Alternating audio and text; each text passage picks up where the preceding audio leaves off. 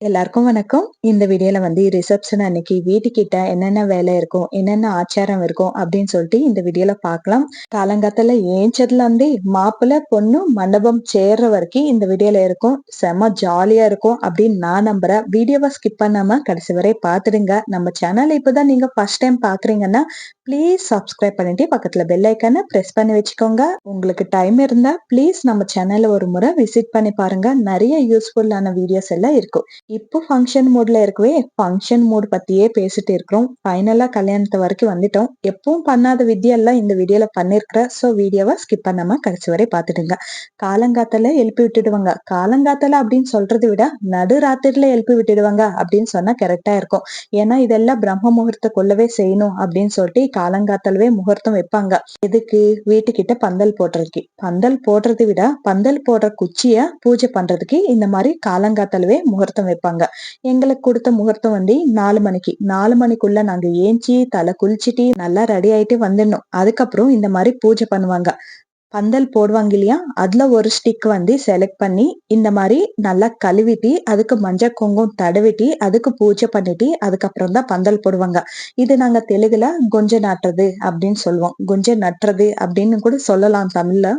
வந்தவங்க எல்லாருக்குமே பாலு, டீ அப்படி கொடுக்கறது கிடையாது. மஜ்ஜிகை குடுப்பாங்க அந்த நேரத்துல. மஜ்ஜிகை குடுத்து, தல்ல பூ வச்சுக்கிறதுக்கு பூ குடுத்து, அதுக்கப்புறம் இந்த மாரி குச்சிய நல்லா கழுவி விட்டுட்டு, மஞ்சள் தடவிட்டு, எல்லாருமே குங்குமம் வச்சு, அதுக்கப்புறம் பூஜை பண்ணுவாங்க.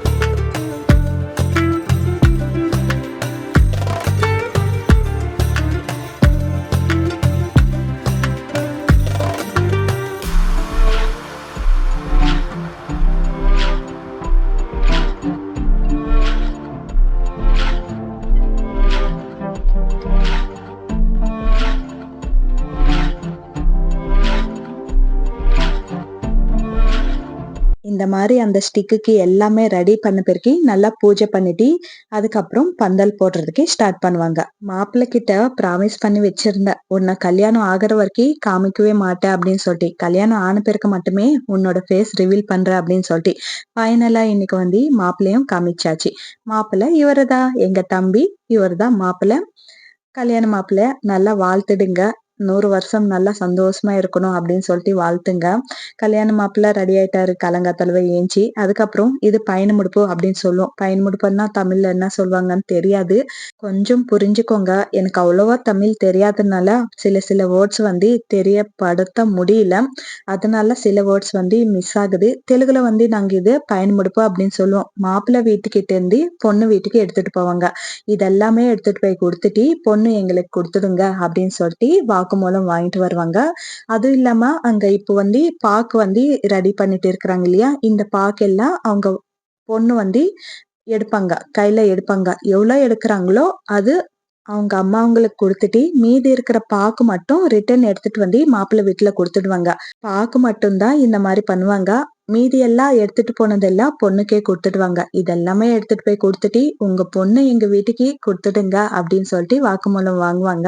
அதெல்லாம் பாக்குறதுக்கு ரொம்ப நல்லாவே இருக்கும். ஆனா பொண்ணு வீடு கொஞ்சம் தூரம் வேற ஊர்ல இருக்கவே அதெல்லாம் ரெக்கார்ட் பண்ண முடியல. இப்போ பயன் முடிப்புக்காக என்னென்ன வைக்கிறாங்க அப்படின்னு சொல்ற பாக்கு நீங்க பாத்தீங்க இல்லைங்களா, அந்த அளவுக்கு பாக்கு வைப்பாங்க. அதுக்கப்புறம் வெத்திலையும் ஜாஸ்தி வைப்பாங்க, பழங்க வைப்பாங்க, தேங்காய் வைப்பாங்க, ஜாக்கெட் பீஸ் வைப்பாங்க, தலையில வைக்கிறதுக்கு பூ வைப்பாங்க, தலையில தடவறதுக்கு எண்ணெய், சீப்பு எல்லாமே இந்த தோத்தில வச்சு நல்லா முடிச்சு போட்டு தலைமையில வச்சு எடுத்துட்டு போவாங்க. பொண்ணு ஒரே ஊரா இருந்தா மாப்பிள்ளை வீட்டிலிருந்தே பொண்ணு வீட்டு வரைக்கும் தலைமையில வச்சுக்கிட்டே எடுத்துட்டு போவாங்க. ஆனா பொண்ணு வேற ஊரா இருக்கவே கொஞ்ச தூரம் எடுத்துட்டு போய் அதுக்கப்புறம் கார்ல ஏறி போயிடுவாங்க. வேற ஊரா இருக்கவே இந்த மாதிரி செய்யறாங்க. ஆனா ஒரே ஊரா இருந்துச்சுன்னா பொண்ணு வீட்டு வரைக்கும் எல்லாருமே போவாங்க பின்னாடி. இது தலைமையில வச்சுக்கிட்டு பின்னாடி எல்லாருமே போயிட்டு பொண்ணு வீட்டுல எல்லாம் எப்படி பண்றாங்க அப்படின்னு சொல்லிட்டு பாத்துக்கிட்டு அதுக்கப்புறம் மாப்பிள்ளை வீட்டுக்கு வருவாங்க. பட் இங்க வேற ஊரா இருக்கவே இந்த மாதிரி நடக்குது.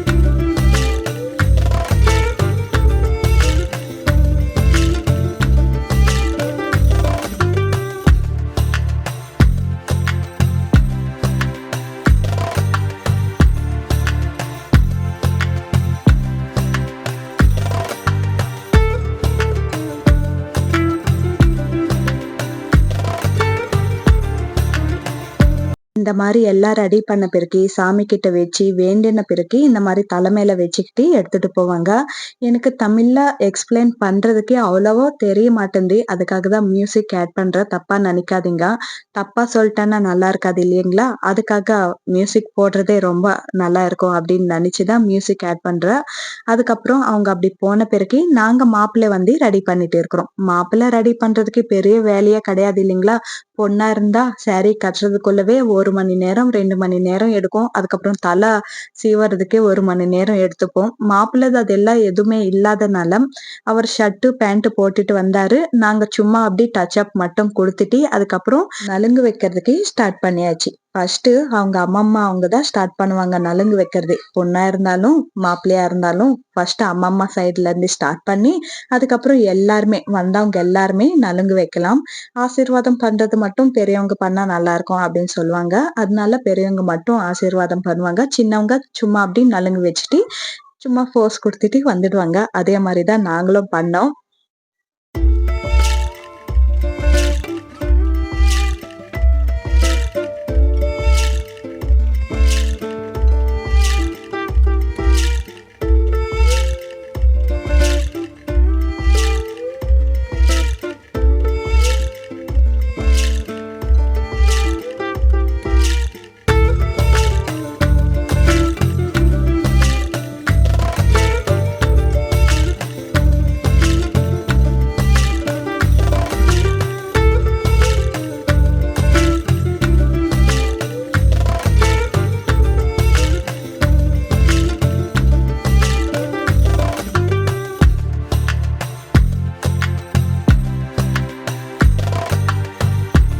நலுங்கெல்லாம் வச்சு முடிச்சிட்டு பிறகு எல்லார்கிட்டயும் ஆசீர்வாதம் வாங்கிட்டு அதுக்கப்புறம் மாப்பிள்ளைய இந்த மாதிரி மண்டபத்துக்கு கூட்டிட்டு போவாங்க.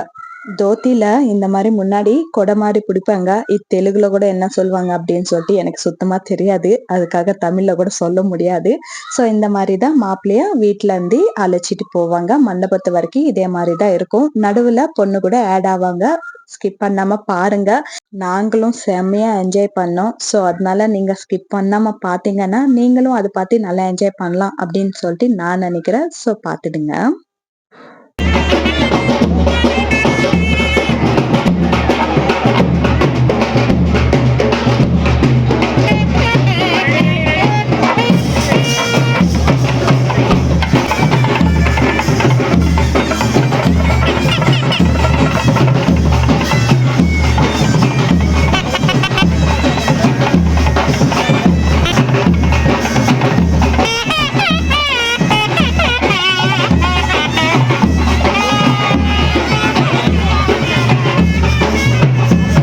நான் முன்னாடியே சொன்ன மாதிரி வீட்டுக்கிட்ட இருந்தே கொஞ்ச தூரம் போன பிறகு பொண்ணு கூட ஆட் ஆனாங்க. 2 பேரும் சேர்ந்து மண்டபத்துக்கு போலாம் அப்படின்னு சொல்லிட்டு தான் பிளான் பண்ணோம். எங்க ஊர்ல பழக்கம் வந்து ஃபர்ஸ்ட் மாப்பிள்ளை மண்டபத்துக்கு சேர்ன பிறகு அதுக்கப்புறம் பொண்ணு அழைச்சிட்டு வருவாங்க. ஆனா இங்க அப்படி கிடையாது. இப்போ வந்து ட்ரெண்ட் மாறிட்டே வருது இல்லைங்களா? 2 பேரும் சேர்ந்து போனா நல்லா இருக்கும் அப்படின்னு சொல்லிட்டு 2 பேரும் சேர்ந்து ஃபர்ஸ்ட் பிள்ளையார் கும்பிட்டு அதுக்கப்புறம் மண்டபத்துக்கு கிளம்பிட்டோம். போறப்போ நாங்க எப்பவுமே பண்ணாத சாகசம் எல்லாம் இந்த வீடியோல பண்ணிட்டோம் அப்படின்னு தான் நான் சொல்லணும். இந்த கல்யாணத்துக்கு நாங்க ரொம்ப தைரியத்தோட டான்ஸ் எல்லாம் ஆடிட்டோம். ஏன்னா எங்க ஊர்ல பொண்ணுங்க டான்ஸ் ஆடுறது பழக்கமே கிடையாது. ஆச்சரியமா பார்ப்பாங்க. அது ஒரு தப்பா பார்ப்பாங்க. ஆனா என்ன இருக்கு, நம்ம டான்ஸ் ஆடினா தப்பில்லையே அப்படின்னு தான் எனக்கு தோணிச்சு. நாங்க பிளான் பண்ணோம். வீட்டுக்கிட்ட இருந்தே நாங்க டான்ஸ் ஆடிட்டே வரணும் அப்படின்னு சொல்லிட்டு. ஆனா எல்லாருக்குமே அந்த பயம் இருக்கும் இல்லைங்களா? அந்த பயத்தோடவே நாங்க சும்மா இருந்துட்டோம். அதுக்கப்புறம் ரோட்டுக்கு வந்த பிறகு தான் நாங்க டான்ஸ் ஆடுறதுக்கே ஸ்டார்ட் பண்ணோம். ஒவ்வொருத்தரா ஸ்டார்ட் பண்ணவே எல்லாருமே குஷியில நல்லா டான்ஸ் ஆடினோம். வீடியோ பார்த்துட்டு எப்படி இருக்குன்னு கமெண்ட் பண்ணுங்க.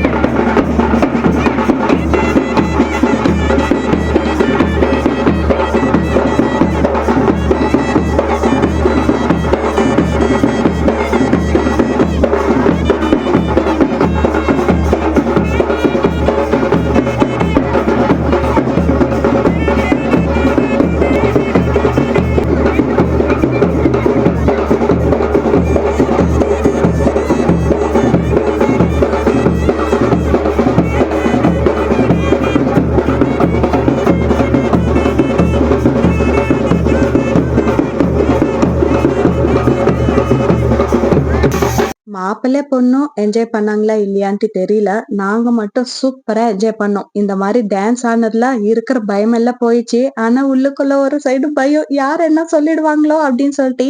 ஆனா யாருமே எதுவுமே சொல்லல. நல்லா என்கரேஜ் பண்ணாங்க. அது வரைக்கும் ரொம்ப சந்தோஷம். கடைசியில மண்டபத்துல அவங்களெல்லாம் விட்டுட்டு நாங்க ரெடி ஆகுறதுக்கு வீட்டுக்கு போயிட்டோம். இவங்களும் ரெடி ஆகணும் இல்லையா? அதனால தான் கொஞ்சம் ஏர்லியா விட்டுட்டு நாங்களும் வீட்டுக்கு போயிட்டு ரெடி ஆயிட்டு வரதுக்குள்ள ரிசப்ஷன்ல இந்த மாரி டான்ஸ் ஆடிட்டு இருக்கிறாங்க பசங்க. நாங்க எல்லாரும் ரெடி ஆயிட்டு வரதுக்குள்ள கொஞ்சம் லேட் ஆயிடுச்சு. அதனால சில மூமெண்ட்ஸ் எல்லாம் மிஸ் ஆயிட்டோம். ஆனா பசங்க டான்ஸ் ஆடுறது மிஸ் பண்ணாம இந்த மாதிரி கவர் பண்ணது ரொம்ப சந்தோஷமா இருந்துச்சு. இதுக்கு காப்பிரைட்ஸ் வந்துச்சுன்னா மியூசிக் கட் பண்ணிட்டு வேற மியூசிக் ஆட் பண்றேன். இல்லைன்னா இந்த மியூசிக்கே வச்சிடுறேன்.